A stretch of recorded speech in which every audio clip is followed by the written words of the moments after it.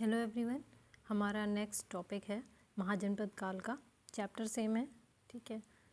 और देखते हैं इसमें क्या है। वैदिक काल के बाद समूचे आर्यावर्त में महाजनपदों का शासन स्थापित हुआ। ठीक है, समझ में आ रहा है ना। हड़प्पा, उसके बाद वैदिक एंड देन महाजनपद काल।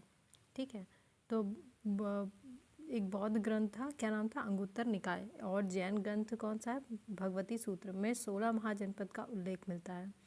तो 16 महाजनपद दोनों में, बौद्ध और जैन ग्रंथ दोनों में मिलता है इसका उल्लेख। इनमें से 8 जो हैं वर्तमान में उत्तर प्रदेश में है। ये डायरेक्ट क्वेश्चन प्री के लिए पूछा जा सकता है कि उत्तर प्रदेश में महाजनपद काल में से कितने महाजनपद हैं। ठीक है, तो ये महाजनपद कौन कौन से थे। कौशल है। कौशल कौन सा है, आज का जो अयोध्या है, श्रावस्ती, बस्ती और लखनऊ वाला जो क्षेत्र है उसको कौशल कहते हैं। फिर काशी है, कुरु है, पंचाल है, सूरसेन है। सूरसेन बोले तो मथुरा वाला क्षेत्र। कुरु जो वो काशी तो काशी है, ठीक है, और उसके आसपास का भी क्षेत्र रहा होगा, उतना छोटा नहीं रहा होगा। और कुरु जो है वो दिल्ली वाला जो क्षेत्र है, हरियाणा वाला, दिल्ली वाला। ठीक है, वत्स प्रयागराज क्षेत्र, वत्स प्रयागराज। मल्ल कहाँ पे, कुशीनगर क्षेत्र। ठीक है, और चेदी कहाँ पे, बुंदेलखंड क्षेत्र। ठीक है, एक बार इसको वापस से एक बार रिपीट करके पढ़ लीजिएगा, समझ में आ जाएगा, या फिर स्टॉप कर लीजिएगा वीडियो, समझ में आ जाएगा अच्छे से। कौशल जनपद आधुनिक अवध के लगभग बराबर था। आज का अवध, जो पहले का अवध था, मतलब इसकी राजधानी राप्ती नदी यानी प्राचीन नाम इरावदी था जिसका, के तट पर स्थित श्रावस्ती थी। तो कौशल की राजधानी क्या हुई, श्रावस्ती। इसके महाराजा कौन थे, महाकोसला देव ने काशी को जीतकर अपने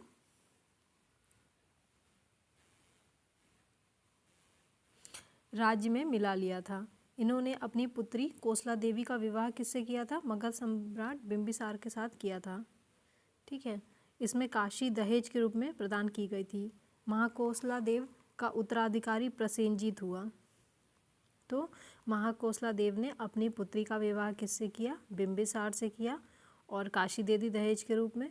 और इनका उत्तराधिकारी प्रसेनजीत हुआ, जो बुद्ध के समकालीन था।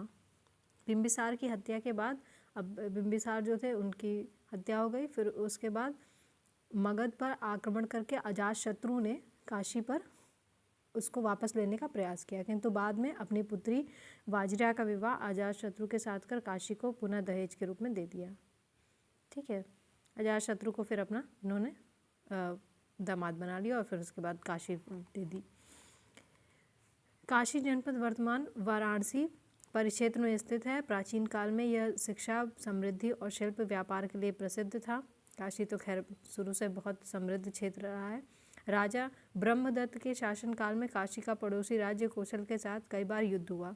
तो वहाँ पे ब्रह्मदेव थे एक राजा, ठीक है, और अंत में कौशल की इसमें विजय हो जाती है। ये हो गया काशी के बारे में। कुरु के बारे में देख लीजिए। कुरु कहाँ है, मेरठ जो हस्तिनापुर है क्षेत्र और दिल्ली में स्थित क्षेत्र था। इसकी राजधानी इंद्रप्रस्थ थी। उत्तर वैदिक काल की अपेक्षा अब इसकी ख्याति काफ़ी कम हो गई है, किंतु बौद्ध धर्म के जातक ग्रंथों में कुरु धर्म की बार बार चर्चा की गई है। पांचाल आ जाइए। ये कहाँ पे है, गंगा यमुना दोआब के पूरब और वर्तमान रुहेलखंड क्षेत्र को कहा जाता है।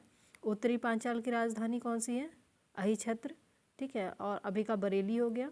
और दक्षिणी पांचाल की राजधानी काम्पिल्य, वर्तमान का बदायूं और फर्रुखाबाद क्षेत्र। अब आ जाइए वत्स पे।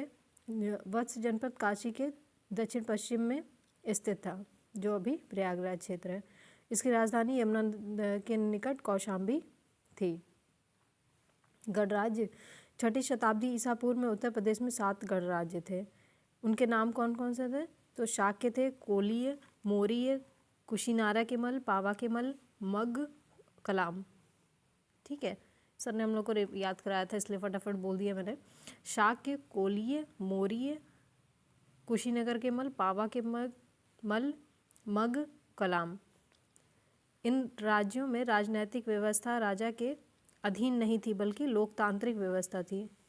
ठीक है, इसे याद करें क्योंकि स्टेटमेंट में पूछ देगा कि वहाँ पे व्यवस्था कैसी थी, तो लोकतांत्रिक व्यवस्था थी। 7 गणराज्य थे। 6ठी शताब्दी ईसा पूर्व की बात हो रही है और उत्तर प्रदेश की बात हो रही है। इसमें जनता द्वारा चुने गए प्रतिनिधि शासन करते थे। शासन निरंकुश नहीं था, बल्कि जनता के सेवक की भांति शासन करते थे। इस तरह के अधिकांश गणराज्य हिमालय की तलहटी में स्थित थे। आ जाइए, राजधानी देखिए, जनपद देखिए। जनपद है मल, और तो मल की राजधानी कुशीनगर, कुशीनारा, पावा। काशी, वाराणसी, ये तो याद हो जाएगा, दोनों हमारे लिए तो आज ही मतलब आज दोनों एक ही है। कौशल, श्रावस्ती, ठीक है। वत्स, कौशाम्बी, चेदी, शुक्तिमती, शूरसेन, मथुरा, और कुरु, इंद्रप्रस्थ, पांचाल, काम्पल्य और अहिछत्र। वापस से देख लीजिए। मल्ल, कुशीनारा, पावा, काशी, वाराणसी, कौशल, श्रावस्ती, वत्स, कौशाम्बी, चेदी, शुक्तिमती, शूरसेन, मथुरा, कुरु, इंद्रप्रस्थ, पांचाल, काम्पिल और अहिछत्र। ठीक है, ये डायरेक्टली पूछता है ऐसे कैसे। बौद्ध जातकों के ग्रंथों यानी जातकों के अनुसार गणराज्यों में राजा का चुनाव सीधे जनता द्वारा किया जाता था। ठीक, स्टेटमेंट में पूछ सकता है। सर्वसम्मत से चयनित होने के कारण राजा को महासम्मत कहा गया है। जनता द्वारा चुने गए सदस्यों का संगठन परिषद कहलाती थी। इसके भवन को संस्थागार कहा जाता था। प्रमुख सदस्यों की सभा अष्टकुलक के नाम से जानी जाती थी। अष्टकुलक क्या थी? प्रमुख सदस्यों की सभा थी। इसके सदस्य प्रमुख गणों के मुखिया होते थे।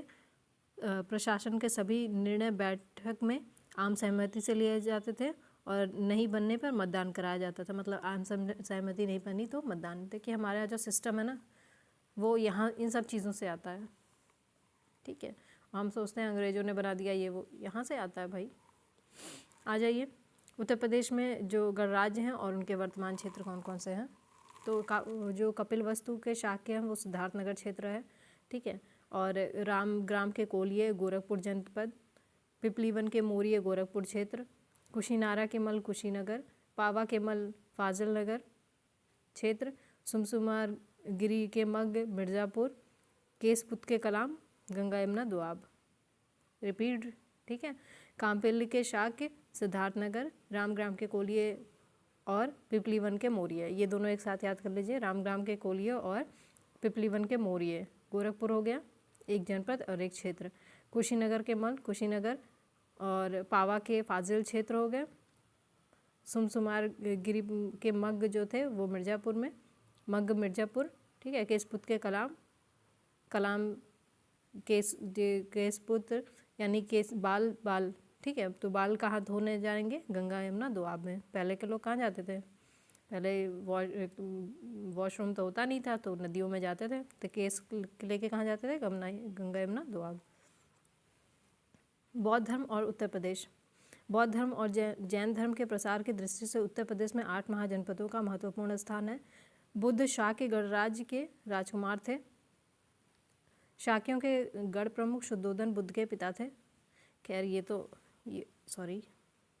ये चीज़ तो मुझे लगता है हमारा सबका ऑलरेडी क्लियर होगा बुद्ध जी के बारे में। शुद्धोधन पिता थे। शाक्य वंश के लोग कौशल के इक्ष्वाकु वंश की एक शाखा थी।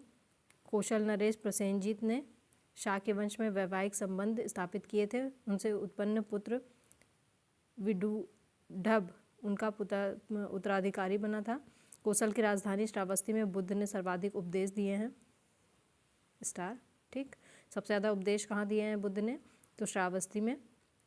और श्रावस्ती क्या थी? कौशल की राजधानी थी। प्रत्येक वर्ष 4 माह का वर्षाकाल वे यहीं व्यतीत करते थे। श्रावस्ती में ही बुद्ध ने अंगुलीमाल नामक डाकू को सुधार कर अपना शिष्य बनाया था। यहीं श्रावस्ती के एक व्यापारी अनाथ पिंडक ने बुद्ध को जेतवन नामक विहार स्वर्ण मुद्राओं से खरीद कर दान में दिया था। अनाथ पिंडक, ठीक है, एक व्यापारी था, उसने जेतवन नाम का विहार जो था स्वर्ण मुद्राओं से खरीद के बुद्ध जी को दे दिया था। श्रावस्ती में एक व्यापारी की पुत्री विशाखा ने बुद्ध को पुब्बाराम नामक विहार दान में दिया था। ठीक है, उत्खनन के मैंने सोचा ना एक बार इसको कैसे, मतलब इसमें हर एक लाइन में इम्पॉर्टेंट चीज़ें हैं, तो मैं इसको और कोई तरीका नहीं था कि बता सकती, इसीलिए मैंने पूरे बुक का मतलब पूरे पेजेस का फ़ोटो लेके फिर बता रही हूँ आपको। उत्खनन से ज्ञात हुआ है कि प्राचीन काल में श्रावस्ती की आकृति पूछा हुआ है।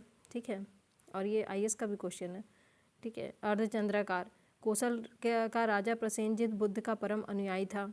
ठीक है, प्रसेनजीत था, बुद्ध जी का अनुयायी था। इसने बौद्ध संघ को श्रावस्ती में राजकाराम और मल्लिकाराम नामक विहार दान में दिए थे। वत्स की बात आ जाइए, राजधानी कौशाम्बी। ठीक है, यहाँ का राजा उदयन बुद्ध का अनन्य था। इसने बुद्ध को घोषिताराम नामक विहार भेंट दिया। बुद्ध ने अपना पहला उपदेश सारनाथ ऋषिपत्नम के मृग दाव में दिया था, जिसे धम्मचक्र प्रवर्तन कहा जाता है। ये तो बुद्ध जी के बारे में था और काफ़ी चीज़ें पता होंगी आपके। ठीक है, इसमें यूपी स्पेशल वाली बहुत ज़्यादा बात नहीं है। बुद्ध ने अपना प्रथम उपदेश 5 ब्राह्मण कुमारों को दिया था, जिनके नाम क्या क्या थे? कुंडिन्य, वाप्य, भद्रिक, अश्वजीत, महानाम। ठीक है, कुंडिन्य, वाप्य, भद्रिक, अश्वजीत, महानाम। मल्ल गणराज आधुनिक कुशीनगर और देवरिया जनपद में स्थित है। तो कुशीनगर मल्ल कहाँ पे है? कुशीनगर और देवरिया में है। इसमें मल्लों के 9 गढ़ शामिल थे। इसकी 2 राजधानियाँ थी। पहली थी कुसनारा और अथवा कुशीनगर, और दूसरी थी पावा। ठीक है, तो मल्ल की राजधानी कौन कौन सी थी? कुशनारा या कुशीनगर बोल लीजिए। ठीक है, और पावा। आगे आ जाइए। गौतम बुद्ध का महापरिनिर्वाण 843 वैशाख पूर्णिमा के दिन 80 वर्ष की आयु में हिरण्यवती नदी के किनारे हुआ था, यहाँ कुशनारा में हुआ था। ठीक है, 483 में। निर्वाण उपरांत बुद्ध के अस्थि अवशेष पर 8 स्तूपों का निर्माण कराया गया, जिसमें से 4 जो हैं वो उत्तर प्रदेश में हैं। तो ये हो गया वो 4 जगह जहाँ पे बुद्ध जी के अवशेष वगैरह की बात की गई है। तो कपिलवस्तु के शाक्य, कपिलवस्तु में जो भी स्तूप बनाए गए थे उसके निर्माता के बारे में बात की गई है। तो ऐसे याद कर लीजिए, कुशीनारा शाक्य, कुशीनगर, सॉरी उल्टा बोल दिया, कपिलवस्तु शाक्य, कुशीनगर मल्ल, रामग्राम कोलिये, पावा मल्ल। तो कुशीनगर और पावा को एक साथ कर दीजिए, ये 2 हो गए मल्ल। ठीक है, और कपिलवस्तु शाक्य, रामग्राम कोलिये, रामग्राम के कोलिये पिपली वन के मोरिये। तो हमें जो फ़िलहाल याद करना है वो ये है कि कुशीनगर मल्ल, पावा मल्ल, ठीक है, ये 2 मल्ल हो गए, और रामग्राम के कोलिये हो गए, और पिपली वन के कपिलवस्तु के शाक्य हो गए, कपिलवस्तु के शाक्य हो गए। ये 4 जगह हो गए। ठीक है, इसे यहीं करते हैं, और जैन धर्म और उत्तर प्रदेश नेक्स्ट वीडियो में करते हैं।